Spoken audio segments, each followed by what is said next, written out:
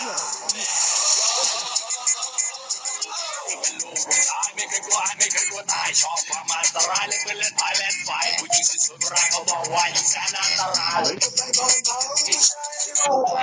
ไม่มีสตางค์อะไรก็ไม่ได้ก็ไม่ทางมันไม่ใช่ผู้ชายที่อายุมือทำลายที่ทำมันแค่เดือดร้อนมันก็ไฟเราก็ไวไฟเหมือนน้ำมัน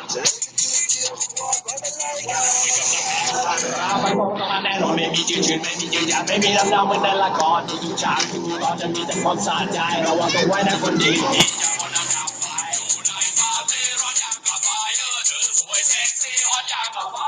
เราก็เป็นผู้ชายก็เล็กก็ไปเข้าไปเข้าไปเข้าไปเข้าไป